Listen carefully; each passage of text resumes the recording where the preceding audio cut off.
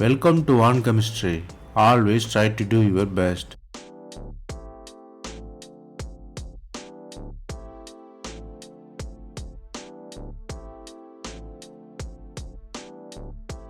Now, let us see about 100 concepts in organic chemistry. We are seeing it as episode. This is the episode number 65.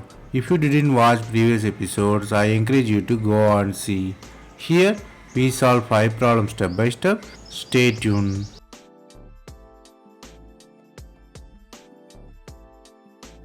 Let us see the first question. First question, they are asking the starting material which can be heated up to form cyclic anhydride, the water removal. They given the 4 different substrate, 4 are acid there.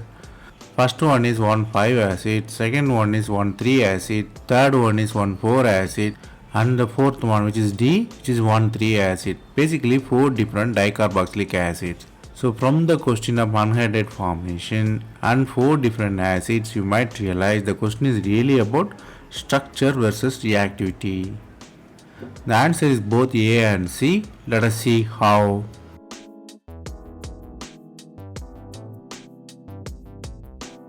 Basically, you have to know the fact that 5 and 6 member ring is favorable for anhydride formation because the ring size is very stable, ring will not decompose. No ring strain will be there for 5 and 6 member. So let us redraw the structures for the cyclization.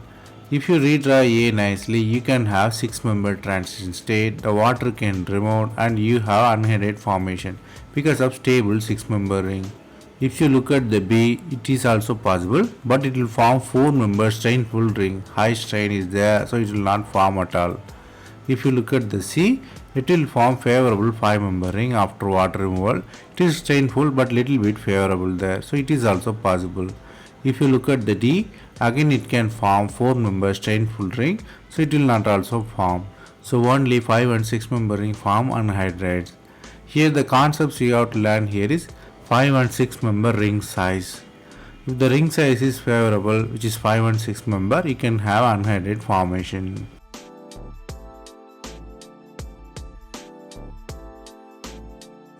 Then let us look at the next question. You have 2 different starting material P and Q. Both are differ in the position of the functional group.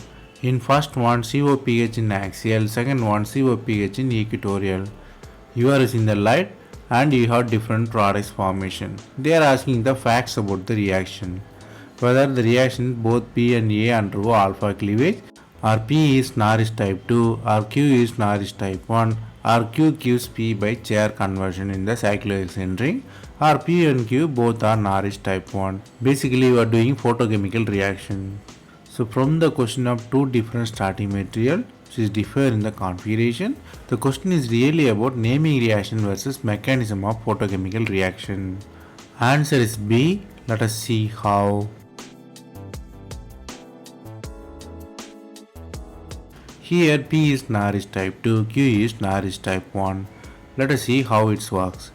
If you look at the B, it has gamma hydrogen, so it can form 6 member transition state. So when you shine the light, you have radical formation. The gamma hydrogen can transfer, new CC bond is formed there. So it is definitely Norris type 2 reaction.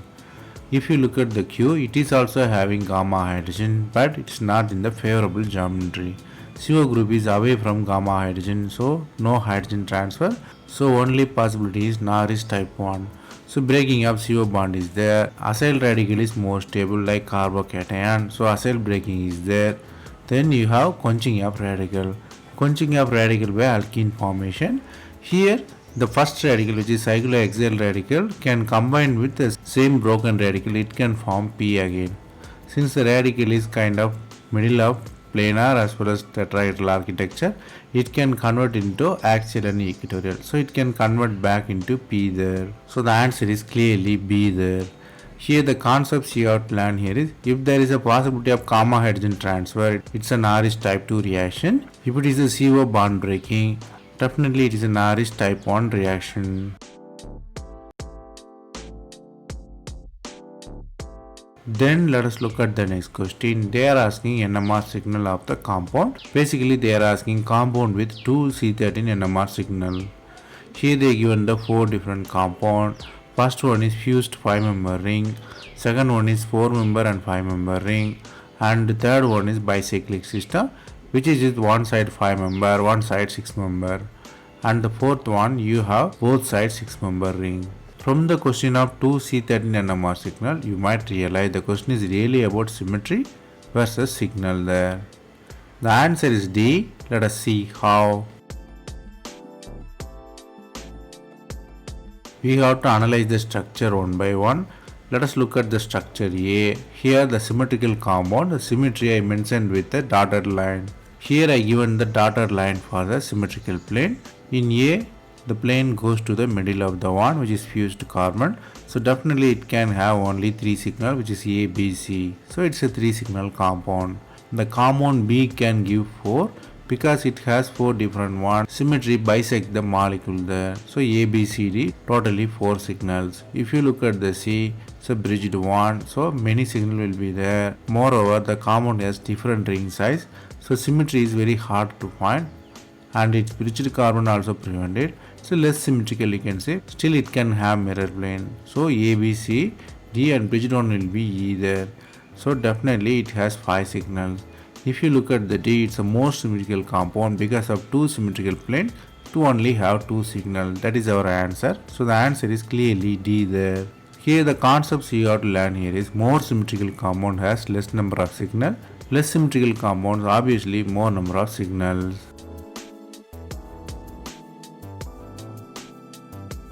Then let us look at the next question. They are asking the starting material. The starting material you are heating it up, you have substituted phenol there. Here you have different kind of allylic compound with a labeled carbon. Here the answers are given as a 4 different reactants, so you have to match with the product which is the labeled carbon. The first one is the labeled carbon attached with other, which is phenolic oxygen. Second one with double bond carbon. Third one with side chain, which is not branched one. And fourth one also branched one with double bond position shifted there. Basically 4 different reactants for the same product. So from the question of starting material and its changed carbon architecture, you might realize the question is really about the naming rearrangement versus mechanism. The answer is C. Let us see how. Here basically the reaction involves Claisen rearrangement. It's a thermal rearrangement which involves 3,3 sigmatropic rearrangement. Here the driven force given by the benzene moiety and the thermal reaction. Here the rearrangement is favorable by the 6-member transition state. So we have the electron movement by 3,3 sigmatropic. The electron moves, you have 6-member stable transition state. After that, the stability achieved by the electron transfer, new CO bond formation. Then the system tried to gain the aromaticity by hetoenol tautomerism. So if you do hetoenol tautomerism, you have the product as the phenol there, which is a very stable compound. So the answer is clearly C. The starting metal is O attached one, which is linear allylic one.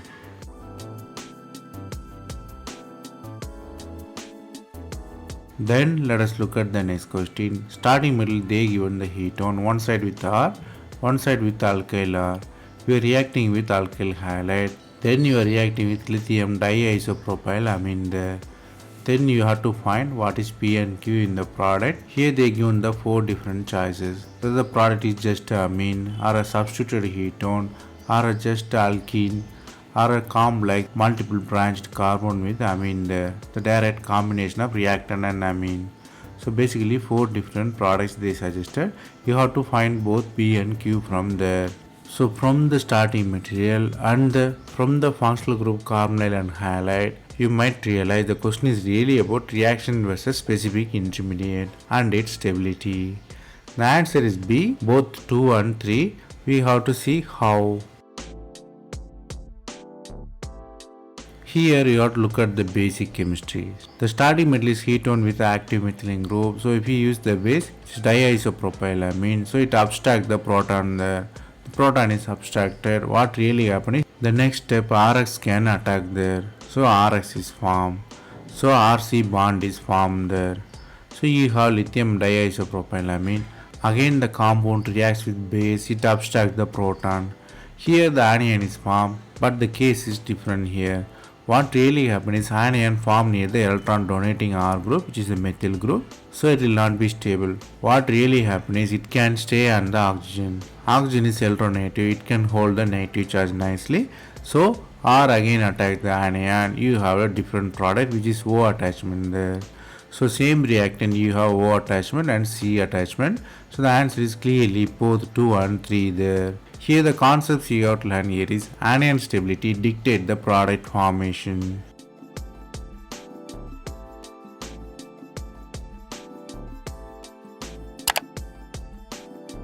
That's all from this episode. I hope it was easy. Thanks for watching. If you have any suggestion, comment below. Stay tuned for next episode.